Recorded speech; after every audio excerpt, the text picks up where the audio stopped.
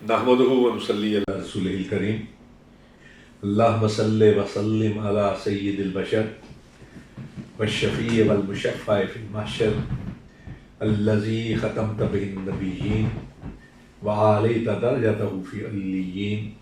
ووصفتہ فی کتابک المبین فقلت وانت اصدق الصادقین واحسن القائلین وما ارسلناک الا رحمۃ للعالمین اما بعد۔ ناظرین کرام، آج ہمارا جی چاہتا ہے کہ اپنی زبان کو مرطوب کروں سونے نبی صلی اللہ علیہ وسلم کے ذکر رفیع کے ساتھ۔ اللہ رب العزت نے اس کائنات میں آمنہ کے لال، مکہ کے در یتیم، مدینہ کے تاجدار، نبیوں کے امام، رسولوں کے سردار حضرت محمد مصطفیٰ صلی اللہ علیہ وآلہ واصحابہ وازواجہ وسلم کو اس کائنات میں سب سے بہترین پیدا کیا ہے، سب سے اعلیٰ، سب سے اولیٰ، سب سے عرفہ، سب سے بالا، اشرف، افضل، کامل، مکمل اور اکمل حیثیت میں پیدا فرمایا ہے۔ بازت الدہور وما اتینا بمثلہ وَلَقَدْ أَتَا فَأَجَزْنَا عَنْ نُظَرَائِهِ۔ صدیاں بیت گئیں، زمانے لٹ گئے، کوئی آپ کی طرح کا پیدا نہ ہوا، اور جب آپ جناب آمنہ کے ہاں تشریف لے آئے، اب قیامت قائم ہو جائے، کوئی آپ کی طرح کا پیدا نہیں ہو سکتا۔ آپ عدیم النظیر ہیں، بے مثال ہیں، لاجواب ہیں۔ جب آپ جیسا اس کائنات میں کوئی پیدا ہی نہیں ہوا تو کون ہے اس کائنات میں جو آپ کی تعریف کا حق ادا کر سکے؟ کس میں ہے ایسا یارہ تقریر، کس کے پاس ہے ایسی قوت بیانی، اور کس کے پاس ہے ایسی طاقت لسانی کہ جو آپ کی شان، آپ کی شایان شان بیان کرنے کی سکت رکھتا۔ بڑی مشہور روایت ہے، آپ نے بھی واقعہ معراج میں پڑھی یا سنی ہوگی، کہ جب پیارے رسول صلی اللہ علیہ وسلم کو معراج کے سفر کے لیے براق کی سواری پیش کی گئی اور آپ براق پر سوار ہونے لگے تو براق تھر تھڑایا، کانپا، لرزش کی، تو حضرت جبریل امین علیہ تحیت و تسلیم نے براق کو مخاطب کر کے کہا تھا، اے براق تھم جا، تجھے نہیں معلوم کہ آج تجھ پر کون سوار ہونے والا ہے؟ آج تجھ پر وہ سوار ہونے والا ہے کہ جس سے بڑھ کر اس کائنات میں کوئی آیا ہی نہیں۔ اللہ رب العزت نے اس کو سب سے بہترین بنایا ہے، حسن صورت میں، حسن سیرت میں یکتا و منفرد پیدا کیا ہے۔ اور ایک اور روایت ہے جو معجم طبرانی، دلائل النبوہ بہقی اور ابن حجر کی امالی وغیرہ دیگر کتابوں میں ہے، اسی کے ساتھ ملتی جلتی ہے اور الفاظ تھوڑے سے مختلف ہیں، کہ حضرت جبرائیل علیہ تحیت و تسلیم کہتے ہیں، قلبت مشارق الارض و مغاربہا لم ارى مثل محمد صلی اللہ علیہ وسلم۔ اور حضرت جبرائیل کے اس کہے کا ترجمہ ایک فارسی شاعر نے یوں کیا، کہا فا کہا گردی دام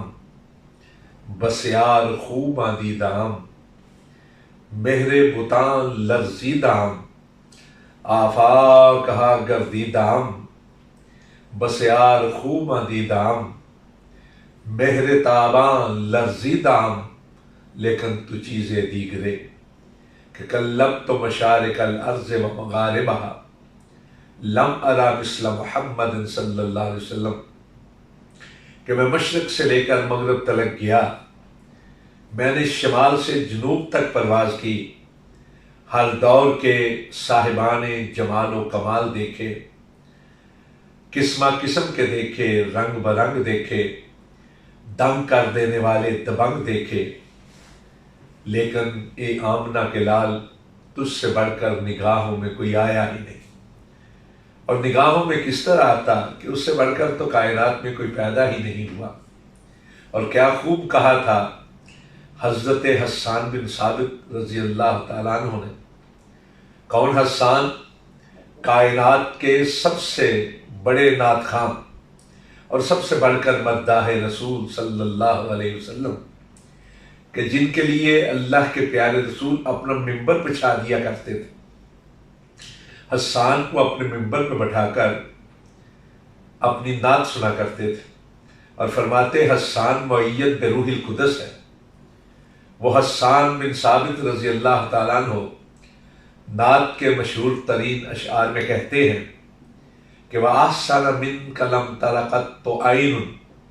انہوں نے عینی کا لفظ بولا ہے،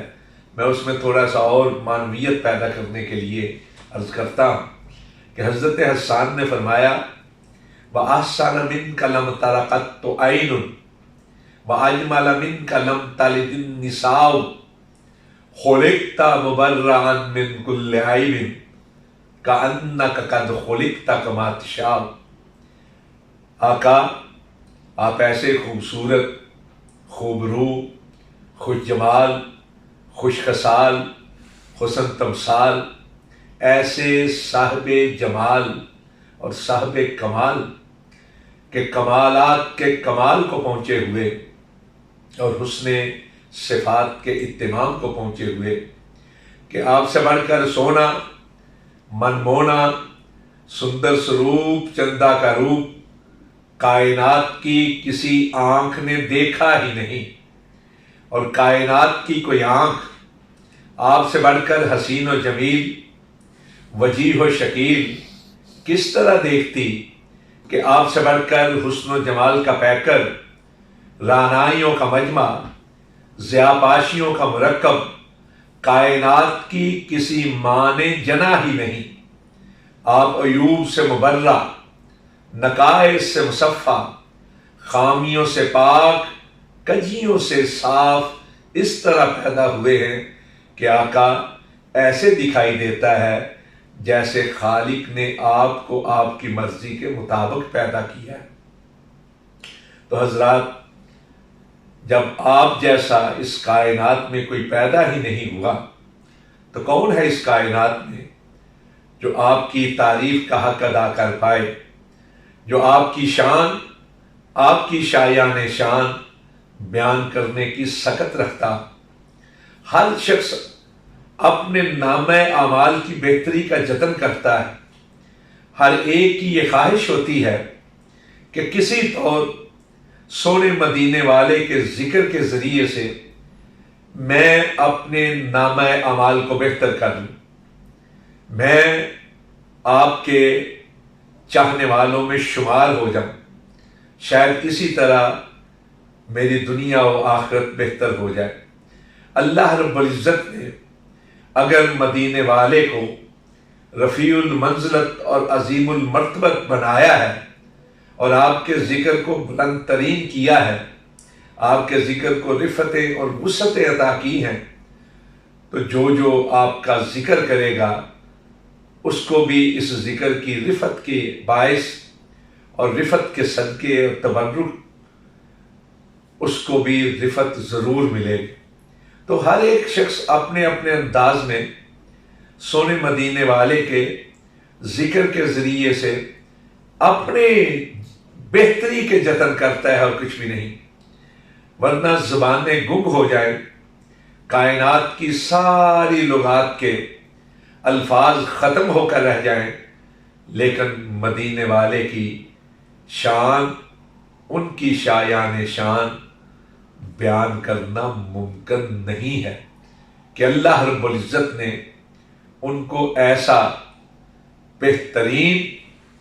ایسا خوب روح، خوبصورت، خوش جمال، خوش خصال، خوبصورت اور خوبصیرت پیدا کیا ہے